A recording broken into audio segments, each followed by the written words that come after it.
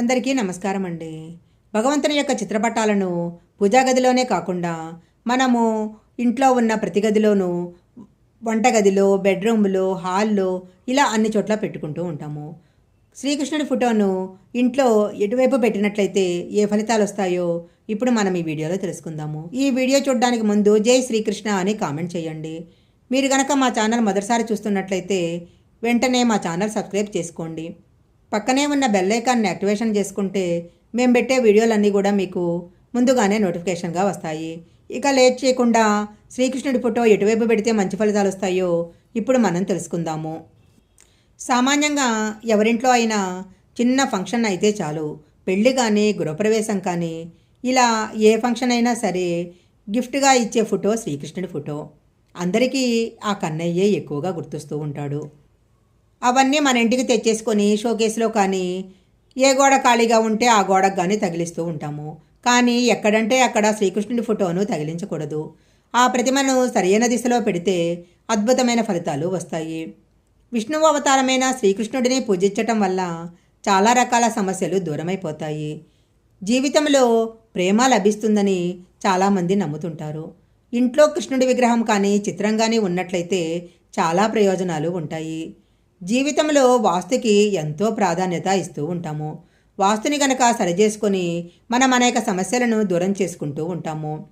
వాస్తుశాస్త్రంలో కూడా కృష్ణుడి చిత్రాలు ఇంట్లో ఉంటే వాస్తు దోషాలు తొలగిపోతాయని చెప్పటం జరిగింది. వాస్తు ప్రకారము కృష్ణుడి ఫోటో ఎటు పెట్టినట్లయితే మంచి ఫలితాలు వస్తాయో ఇప్పుడు తెలుసుకుందాము. శ్రీకృష్ణుడి ఫోటోను ఎప్పుడూ ఈశాన్యం వైపు ఉంచినట్లయితే చాలా మంచిది. ఇలా గనక పెట్టినట్లయితే ఇంట్లో ప్రేమ పెరుగుతుంది, బంధాలు పటిష్టమవుతాయి. ఈ దిశలో మాధవుని ఫోటో పెట్టినట్లయితే మనిషిలో దివ్యత్వము, నమ్మకము కలుగుతుంది. శ్రీకృష్ణుడు వేణువుతో ఉన్న చక్కని చిత్రాలు ఆగ్నేయ దిశలో పెట్టినట్లయితే ఇంట్లో దివ్యశక్తి జనిస్తుంది. ఇంట్లో 12 సంవత్సరాల కన్నా తక్కువ వయసు ఉన్న పిల్లలు ఉన్నట్లయితే ఆ ఇంట్లో తప్పకుండా బాలగోపాలుడి ఫోటో ఉంటే చాలా మంచిది. తూర్పు వైపు శ్రీకృష్ణుడి ఫోటో ఉన్నట్లయితే ఇంట్లో సంపద పెరుగుతుంది.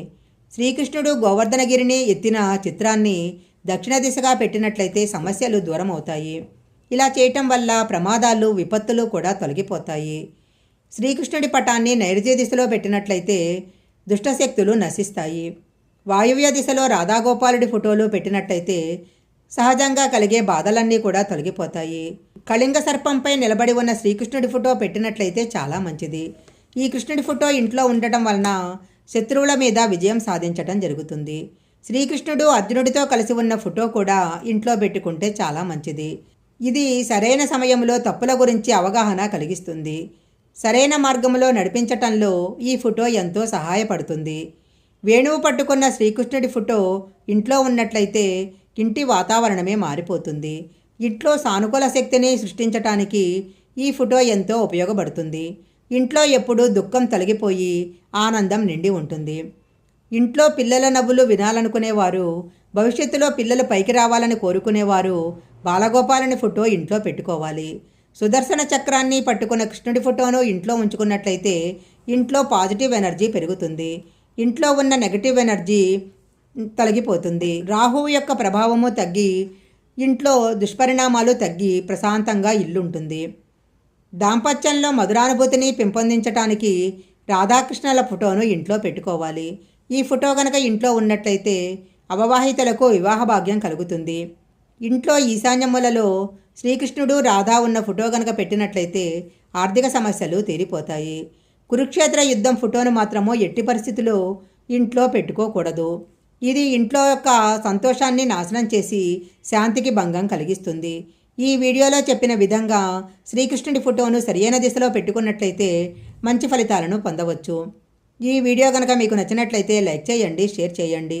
ఇలాంటి మరిన్ని వీడియోల కోసం మా ఛానల్ సబ్స్క్రైబ్ చేసుకోండి. పక్కనే ఉన్న బెల్ ఐకాన్ని యాక్టివేషన్ చేసుకుంటే మేము పెట్టే వీడియోలన్నీ కూడా మీకు ముందుగానే నోటిఫికేషన్గా వస్తాయి.